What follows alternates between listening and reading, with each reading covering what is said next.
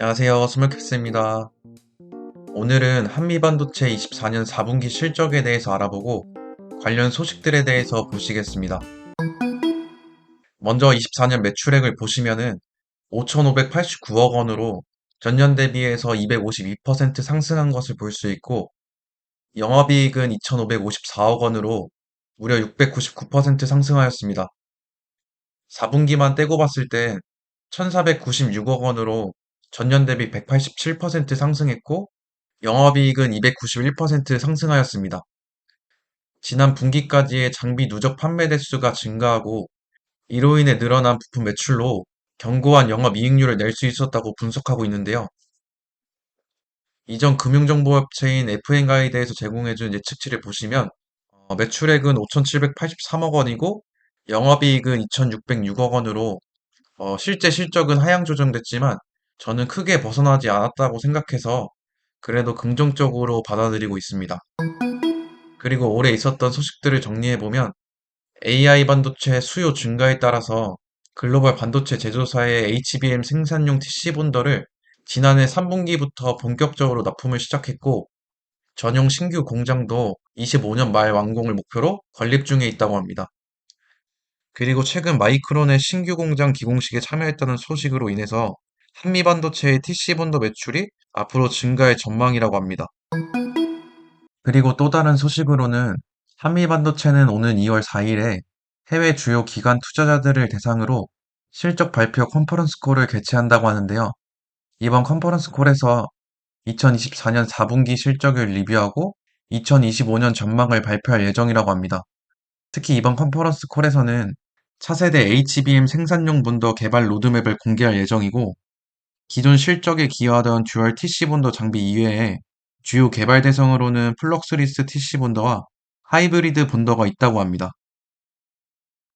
지난 24년 7월 5일에 보도된 바에 따르면 다음과 같이 25년에는 마일드 하이브리드 본더와 26년에는 하이브리드 본더를 출시할 계획이라고 발표했었는데요. 이번 컨퍼런스 콜에서는 어떤 변동사항이 있는지 체크해보고 현재 로드맵대로 잘 지켜나가고 있는지도 모니터링 해봐야 될 것 같습니다. 그리고 아래에 보시면 신제품 라인업도 확대한다고 하는데요. AI 빅다이용 2.5D 패키지에 적용되는 TC 본더를 위성통신과 스마트 디바이스용 EMI 실드, 그라인더 제품을 컨퍼런스 콜에서 예고했다고 합니다. 여기서 EMI 실드는 전자파를 반사 흡수해서 전자기 간섭을 차단하는 기술로 장치 간 간섭을 최소화하는 장비고, 그라인더는 정밀한 표면 가공을 위한 장비로 디바이스 성능과 신뢰성에 영향을 미친다고 합니다. 그리고 좀 유심히 볼 부분이 유리기판 커팅 장비인 MSVP도 신제품 라인업에 포함되면서 한미반도체는 이를 통해 제품 포트폴리오를 한층 더 강화할 것으로 보입니다. 위와 같은 전망을 토대로 2025년에는 연간 매출을 9,166억 원, 그리고 영업이익을 4,287억 원으로 상향 전망했고, 2026년에는 매출을 2조 원으로 목표로 하고 있다고 합니다. 다음 내용은 최근 유진투자증권에서 내놓은 리포트에 따르면 HBM 관련한 다수의 공정에 들어가는 장비를 생산한다는 것은 납품 시에 턴키식 비즈니스로의 성장 가능성을 높여주는 흐름이라면서 이미 HBM과 같은 고사양 및 고성능 메모리 수요가 가파르게 증가할 것으로 예상되는 바 실적 개선은 견조할 것이라는 전망을 내놓았습니다. 그리고 목표 주가를 19만 원으로 제시하였습니다. 현재 주가 흐름을 보시면 최근 24년 12월 9일에 바닥을 찍고 주가가 상승 추세로 전환되면서 12만 7천 원까지 상승했다가 최근에 중국의 딥시크와 미국의 트럼프 관세 정책으로 인한 여러 불안 요소들이 나타나면서 다시 하락 추세로 전환하는 모습을 보이고 있습니다.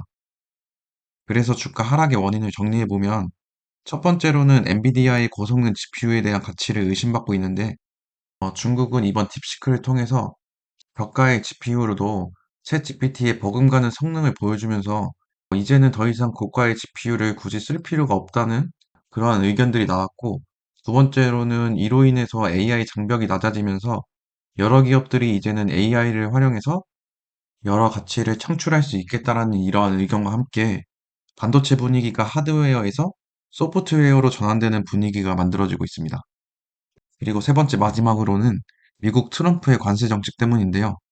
이렇게 두 가지 악재가 겹치면서 주가가 하락 추세로 전환했고, 저도 이러한 문제들이 장기화될까 두려움과 불안감도 있지만, 그러면서도 오늘 소량을 좀 매수하긴 했습니다.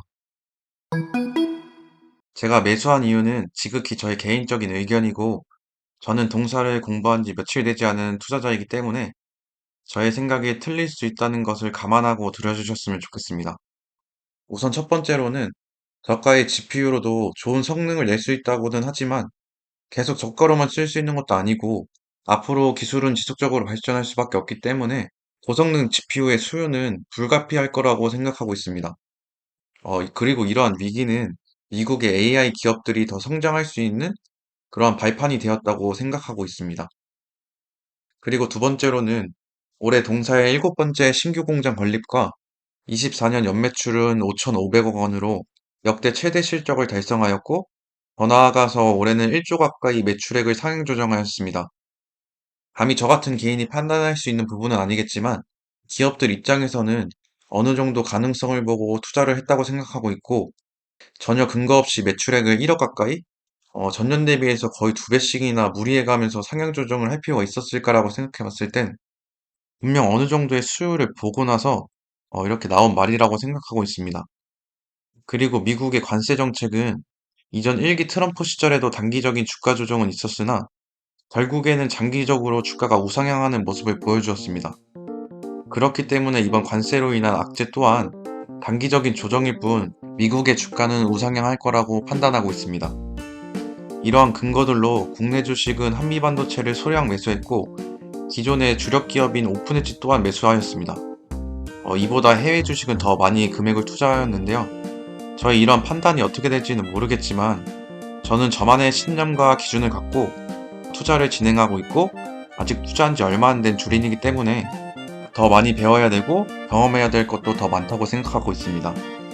다시 한번 말씀드리지만 지극히 저만의 관점이고 단지 저의 생각을 공유드리고 저는 또한 어떻게 매매하고 있는지 그냥 말씀드리는 것 뿐입니다. 올해도 벌써 2월이 시작되었는데요.